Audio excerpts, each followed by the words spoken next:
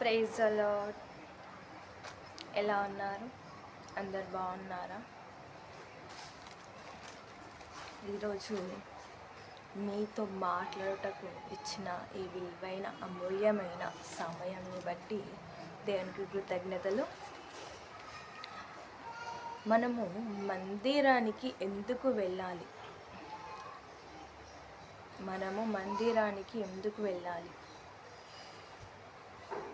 వెళ్ళిన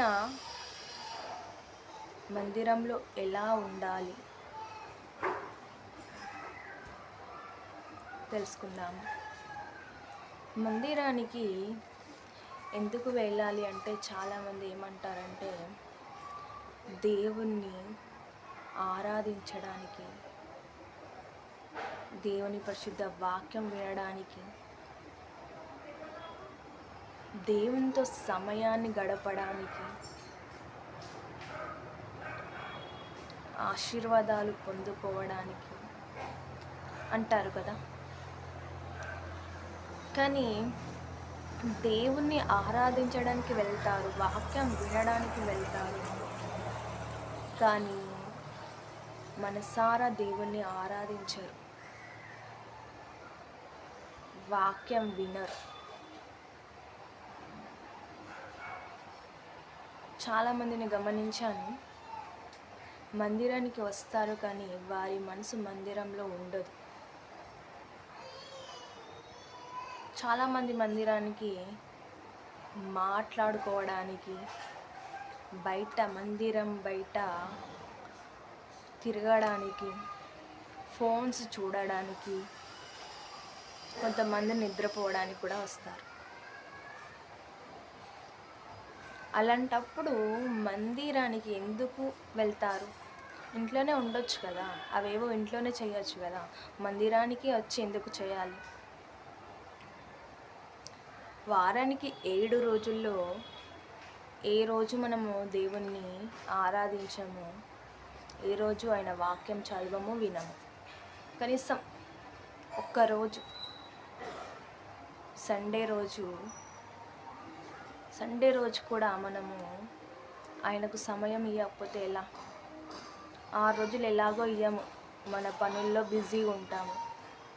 కనీసం చర్చికి వెళ్ళినప్పుడల్లా నేను చర్చికి ఎందుకు వెళ్తున్నాను, దేని గురించి వెళ్తున్నాను, మనసారా నా దేవుని స్తుతించడానికి, ఆరాధించడానికి, ఆయన వాక్యం వినడానికి, ఆయన మాటలు వినడానికి అనుకొని వెళ్తారు. కానీ అక్కడ చేసేది మాత్రం వేరు. పాటలు కూడా పాడారండి, చప్పట్లు కొట్టరు. ఏదో పెళ్ళిళ్ళకి వెళ్ళినప్పుడు ఎలా కూర్చొని పెళ్ళిని చూస్తారో అలా దేవుని పాటలు పాడేటప్పుడు అలానే ఉంటారు, కూర్చుంటారు.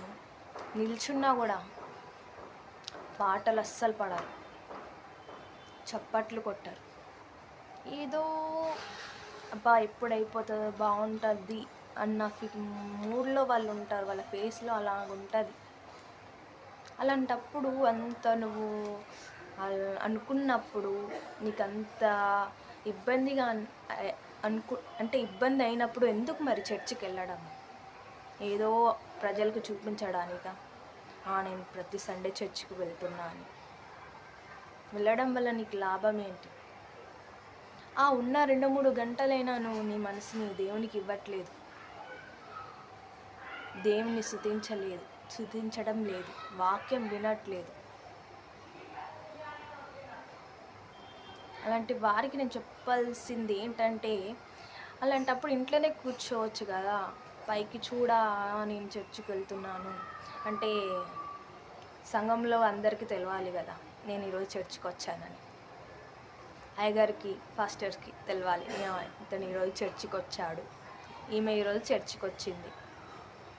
లాభం ఏంటి? అలాంటప్పుడు నువ్వు చర్చికి వెళ్ళి ఏది వినకపోయినా, ఏది నేర్చుకోకపోయినా, మనసారా ఆయన సన్నిధిలో గడపకపోయినా, మనసారా ఆయన స్తుతించకపోయినా ఎందుకు మరి చర్చికి వెళ్ళడం? ఎందుకు? నువ్వు చర్చికి వెళ్తున్నావంటే అంటే రేపు సండే అయితే ఈ రోజు నుంచే నువ్వు ప్రిపేర్ అయి ఉండాలి. రేపు ఆదివారం, నా దేవునికి నేను సమయం ఇవ్వబోతున్నాను. నా దేవునితో నేను మాట్లాడబోతున్నాను. నా దేవుణ్ణి నేను స్తుతించబోతున్నాను. నా దేవుణ్ణి నేను గణపరచబోతున్నాను అని ఈ రోజు నుంచే మనకు ఆ సంతోషం అనేది ఉండాలి. రేపు ఆదివారం అయితే, రేపు సండే అయితే మనకి ఈ రోజు నుంచే, రేపు నా దేవుని మందిరంలో నేను గడపబోతున్నాను, నా దేవునితో మాట్లాడబోతున్నాను, నా దేవుని వాక్యము, నా దేవుని మాటలు వినబోతున్నాను, ఆయనను మనసారా స్తుతించబోతున్నాను అనే సంతోషము, ఆనందం మన పట్ల ఉండాలి. వెళ్ళి పక్క వాళ్ళతో మాట్లాడడము, మొబైల్ చూడడము, వాక్యం వినకపోవడం, బయట తిరగడం, ఇవన్నీ చేస్తే చర్చికి వెళ్ళకండి. వారం రోజుల్లో ఒక రోజు కూడా దేవునికి నువ్వు సమయం ఇవ్వకపోతే ఏంటి నీ లైఫ్? పేరుకే క్రిస్టియన్స్. ప్రతి ఒక్కరికి నేను చెప్పాల్సింది ఏంటంటే, చర్చికి వెళ్ళినప్పుడు ఒక్కటే మైండ్లో పెట్టుకోండి, ఇది నాకు, నా తండ్రికి, నా దేవునికి కలిగిన సమయం, నాకు ఆయనకు కలిగిన విలువైన సమయం, దొరికిన విలువైన సమయం అనుకొని మనసారా ఉత్సాహంతో, ఆనందంతో, చప్పట్లు కొడుతూ, నోటితో పాటలు పాడుచు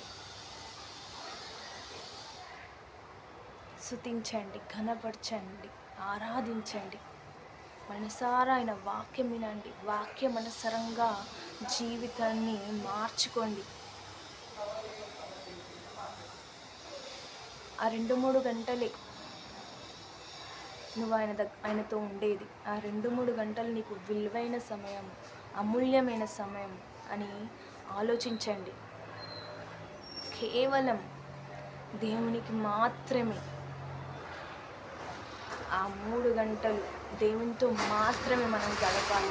ఎటువంటి టెన్షన్స్, ఎటువంటి ఆలోచనలు మన మైండ్లో పెట్టుకోకూడదు. ఆ ఒక 3 గంటలు, మందిరంలో ఉన్న 3 గంటలు మనము దేవునితో గడుపుతున్నామనే సంతోషం మనలో ఉండాలి. కానీ ఏదో ఇలా కూర్చుంటారు, పాటలు పాడరు, చప్పట్లు కొట్టరు. ఇంత ఇబ్బందిగా నువ్వు చర్చికి ఎందుకు వస్తున్నావు? నేను అదే మిమ్మల్ని క్వశ్చన్ చేయాలనుకుంటున్నాను. ప్రతి ఒక్కరు ఆలయానికి వెళ్ళి, అది నీకు దేవునికి కలిగిన విలువైన సమయము, దొరికిన విలువైన సమయం కాబట్టి ఆ సమయాన్ని వదులుకోకండి. మనసారా దేవుని స్తుతించండి, ఆయన వాక్యం వినండి.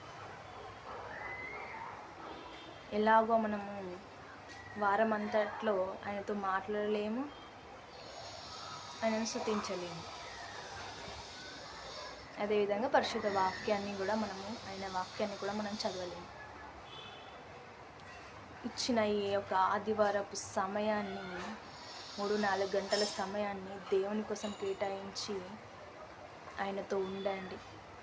ప్రతి ఒక్కరూ దీన్ని పాటించాలని కోరుచున్నాను. ఇచ్చిన ఈ విలువైన అవకాశం బట్టి కూడా వందనాలు. ఆమీన్.